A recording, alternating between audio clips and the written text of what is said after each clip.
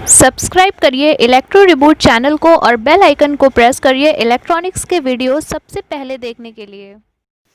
Friends, last video में हम लोगों ने ट्रांजिस्टर के बारे में पढ़ा था और यह भी जाना था कि यह दो प्रकार का होता है, बीजेटी और एफईटी, बाइपोलर जंक्शन ट्रांजिस्टर और फील्ड इफेक्ट ट्रांजिस्टर। बीजेटी के बारे में हम लोग पूरा पढ़ चुके थे। आज के इस वीडियो में हम लोग एफईटी के बारे में पढ़ेंगे और जानेंगे कि ये कितने प्रकार का होता है और कैसे काम करता है, कैसा इसका कंस्ट्रक्शन होता है। एफईटी भी दो प्रकार का होता है, जेफेट और MOSFET. JFET is junction field effect transistor and MOSFET is metal oxide semiconductor field effect transistor. JFET दो तरह का होता है, N channel and P channel. MOSFET भी दो तरह का होता है, N channel and P channel. तो आज के वीडियो में हम लोग इन्हीं के बारे में पढ़ेंगे। एन चैनल में मेजर टाइप एन मटेरियल होता है। यह एन टाइप मटेरियल दो पी टाइप मटेरियल्स के बीच चैनल फॉर्म करता है और इसी वजह से हम इसे एन चैनल जेफिट कहते हैं। जेफिट में तीन टर्मिनल्स होते हैं, ड्रेन, गेट और सोर्स। यहाँ हमारा ड्रेन करंट फ्लो होता है। गेट और सोर्स के बीच जो पोटेंशियल डिफरेंस है यह उसका फंक्शन है। जेफिट दो तरह का होता है, एन चैनल और पी चैनल। एन चैनल में मेजर टाइप हमारा एन मटेरियल होता है। यह एन टाइप मटेरियल दो पी टाइप मटेरियल्स के बीच चैनल फॉर्म करता है और इसी वजह से हम इसे एन चैनल जेफिट कहते हैं। आइए अब हम इसको इसके सिंबल से समझ लेते हैं। लास्ट वीडियो में हम लोगों ने बीजेटी डिस्कस किया था, जिसका सिंबल कुछ इस तरह से था। ये हमारा कलेक्टर, ये बेस और ये एमीटर। अगर हमारा एरो बाहर की तरफ होता था तो यह हमारा एनपीएन ट्रांजिस्टर होता था। इसको पहचानने का तरीका भी हमने आपको लास्ट वीडियो में बताया था, नेवर पॉइंट इन, तो वो हमारा एनपीएन ट्रांजिस्टर होगा। वैसे ही यहाँ पर जेफिट का सिंबल हम देख लेते हैं। जेफिट के सिंबल में कुछ इस तरह से ड्रॉ करते हैं। ये पॉइंट हमारा ड्रेन होता है, यह सोर्स होता है और यह गेट होता है। अब यहाँ पर हमारे पास एरो सोर्स में या फिर ड्रेन में नहीं होता है। मान लेते हैं अगर हम इस इमेज में इस आधे पार्ट को कंसीडर करें तो आप देख रहे होंगे कि यहाँ पर ये हमारा एन टाइप चैनल है, तो एन सबस्ट्रेट हमारे पास ज़्यादा है, एन मटेरियल हमारे पास ज़्यादा है। तो मान लेते हैं कि अगर ये हमारा एन टाइप मटेरियल है और ये हमारा पी टाइप मटेरियल है, तो अगर हम एन चैनल की बात करें तो एरो हमारा इस डायरेक्शन में होगा। ये हमारा एन चैनल का सिंबल है और जस्ट इसका अपोजिट अगर होगा एरो अगर बाहर की तरफ होगा तो ये हमारा पी टाइप जेफिट होगा। तो आइए अब देख लेते हैं कि हम इससे काम कैसे करेंगे। इसे काम करवाने के लिए यहाँ पर ड्रेन करंट फ्लो होनी चाहिए। तो ऑब्वियसली यह गेट और सोर्स के पोटेंशियल डिफरेंस पर डिपेंड करेगा और इसके लिए हमारे पास दो कंडीशंस होंगी। फर्स्ट जो हमारी कंडीशन होगी वो VGS इज इक्वल्स टू 0 होनी चाहिए, या फिर जो हमारे पास सेकेंड कंडीशन होगी VGS इज लेस देन 0 होनी चाहिए। अभी हम सबसे पहले देखेंगे फर्स्ट कंडीशन जो हमारी है VGS इज इक्वल्स टू 0। अब हम इसको पहले 0 कैसे बनाएंगे। इस VGS को 0 करने के लिए हम गेट को सोर्स से कनेक्ट कर देंगे और इस सोर्स पॉइंट को हम ग्राउंड कर देंगे, तो ये यहाँ का वोल्टेज हमारा 0 हो जाएगा। अब हमको यहाँ ड्रेन से सोर्स की तरफ करंट फ्लो करानी होती है, तो ये करंट फ्लो कराने के लिए हम ड्रेन और सोर्स के बीच में एक बैटरी कनेक्ट करेंगे। लेकिन हमें ये ध्यान रखना है कि ड्रेन हमेशा हायर पोटेंशियल में होना चाहिए और सोर्स हमेशा लोअर पोटेंशियल में होना चाहिए, क्योंकि करंट हमारी इस डायरेक्शन में फ्लो होनी होती है। तो यहाँ से हम एक बैटरी कनेक्ट करेंगे ड्रेन पॉइंट से लेकर के। ये हमारा पॉजिटिव रहेगा क्योंकि ये हमें हायर पोटेंशियल में रखना है, और जो हमारा सोर्स पॉइंट रहेगा ये हमारा निगेटिव से कनेक्ट होगा। यहाँ पर हमने एक बैटरी कनेक्ट कर दी है करंट को फ्लो कराने के लिए। अब हमने ये जो बैटरी कनेक्ट की है ड्रेन और सोर्स के बीच में, हम इसको VDD नाम दे देते हैं और हमारे पास ड्रेन और सोर्स के बीच में जो पोटेंशियल डिफरेंस है हम उसको VDS नाम दे देते हैं। मान लेते हैं हमारे पास ये बैटरी हमने 6 वोल्ट की कनेक्ट की है, तो हमारा यहाँ पर जो पोटेंशियल होगा वो हमारा 6 वोल्ट्स होगा, और यहाँ पर ये हमने सोर्स को ग्राउंड किया हुआ है तो यहाँ पर हमारे पास 0 वोल्ट हमारा पोटेंशियल होगा यहाँ का। तो अब यहाँ पर करंट फ्लो कराने के लिए यहाँ पर ऐसा तो होगा नहीं कि ये 6 वोल्ट है और ये आकर के अचानक से यहाँ पर 0 हो गया, या फिर ये 0 था, ये बढ़ते बढ़ते अचानक से 6 वोल्ट पे पहुँच गया। ऐसा तो नहीं होगा, ये धीरे धीरे ही कम होगा और 0 वोल्ट होगा।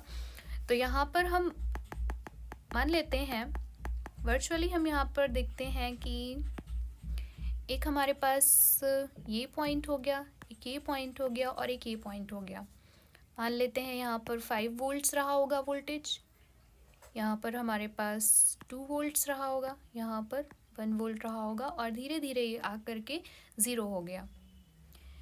गेट पॉइंट हमारा ग्राउंड से कनेक्ट है तो यहाँ पर हमारे पास 0 वोल्ट होगा।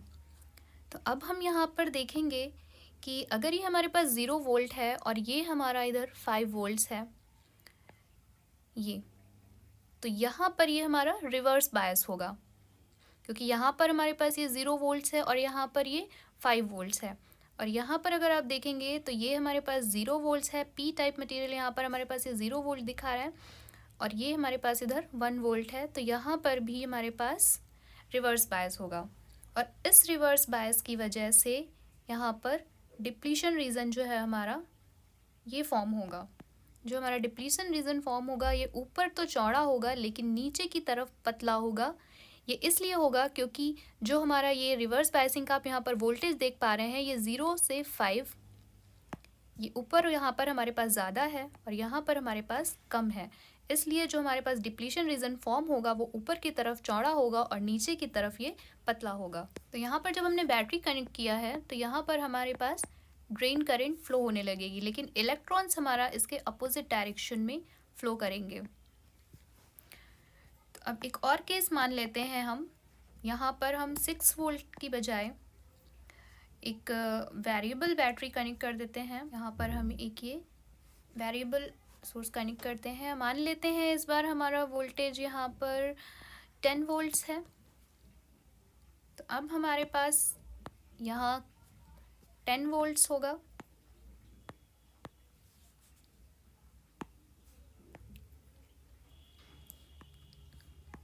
तो ये जो हमारे वोल्टेज होंगे ये भी चेंज हो जाएगा। मान लेते हैं यहाँ पर 8 वोल्ट्स हुआ, यहाँ पर कुछ और होगा वोल्टेज, यहाँ पर कुछ और होगा। तो अब जब इस तरह से वोल्टेज जब हमने बढ़ा दिया, ये जो हमारा लेयर है, डिप्लीशन लेयर है, ये और ज़्यादा चौड़ा होता जाएगा। ये ऊपर की तरफ ये ज़्यादा चौड़ा होगा, नीचे की तरफ कम होगा, क्योंकि नीचे का जो हमारा रिवर्स पोटेंशियल बायस है ये हमारे पास कम है, ऊपर हमारे पास ये ज़्यादा होगा।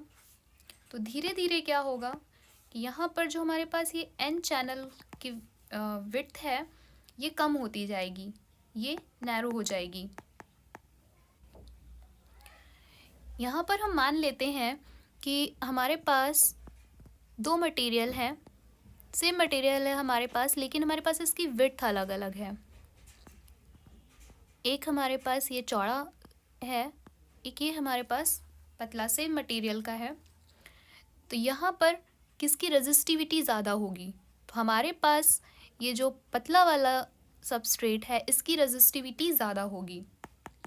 तो इसी को हम यहाँ पर अपने जिफिट में देखते हैं कि जब ये हमारा डिप्लीशन रीजन चौड़ा होता जाएगा और जैसे ही ये हम यहाँ से वोल्टेज को बढ़ा रहे हैं, जैसे जैसे हम VDD को बढ़ाते जाएंगे वैसे वैसे हमारे पास जो हमारी ये ID करंट फ्लो हो रही है ये बढ़ती जाएगी।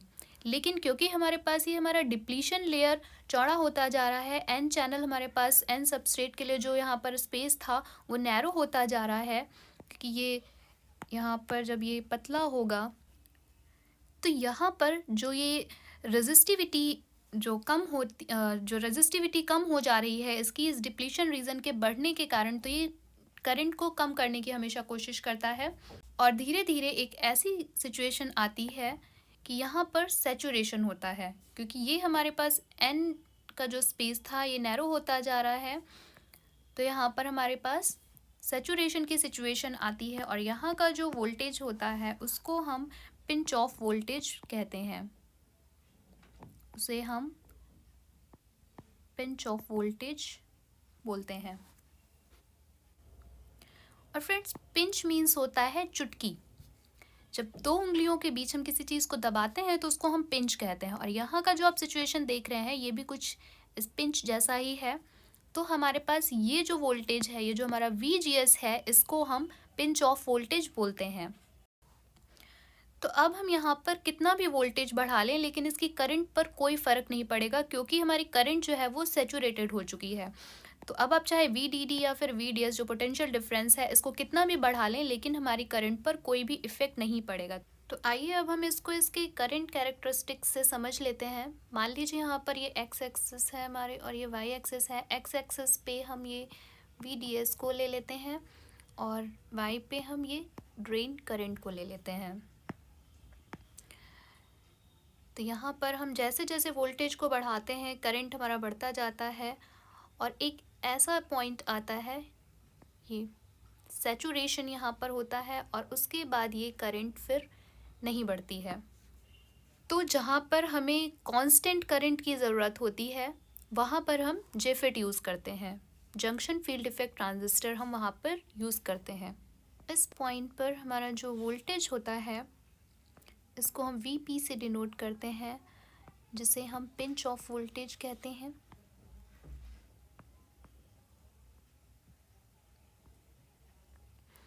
और यहाँ पर ये जो सैचुरेशन का पॉइंट है, करंट सैचुरेशन का पॉइंट है जो, इसे हम IS से डिनोट करते हैं।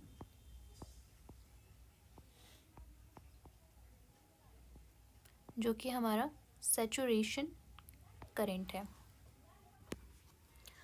और फ्रेंड्स, एक बात और यहाँ पर जो सोचने वाली है कि आपको क्या लगता है कि अगर हम ये हमारे पास जो यहाँ पर VDD था, बैटरी सोर्स जो हमने कनेक्ट किया था, इस वोल्टेज को अगर हम यहाँ पर बढ़ाते जाएं तो क्या ये करंट हमेशा एक बढ़ने के टाइम तक, सैचुरेशन के बाद में क्या ये करंट हमेशा कांस्टेंट रहेगी?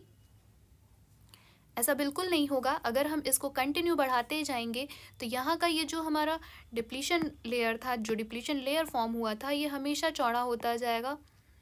ये इधर ये दोनों साइड से चौड़ा होता जाएगा और ये बहुत ज़्यादा नैरो हो जाएगा और एक टाइम ऐसा आएगा जब यहाँ पर ब्रेक डाउन हो जाएगा। ब्रेक डाउन हमने पहले की क्लासेस में पढ़ा था, क्योंकि यहाँ पर हमारा रिवर्स बायस वोल्टेज है। ये भी हमने पढ़ा है कि कोई भी जंक्शन हो, PNP हो, NPN हो, PN जंक्शन हो, हमेशा एक उसकी लिमिट होती है करंट की कि उसमें मैक्सिमम कितना करंट फ्लो हो सकता है। तो यहाँ पर जैसे ही ब्रेक डाउन होगा करंट हमारा बढ़ना शुरू हो जाएगा और अचानक से बहुत ज़्यादा करंट बढ़ेगा।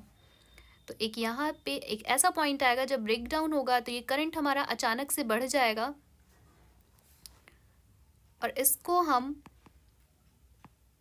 यहाँ पर ये वोल्टेज हमारा ब्रेक डाउन वोल्टेज होगा। तो फ्रेंड्स, आज के वीडियो में बस इतना ही। Bye bye.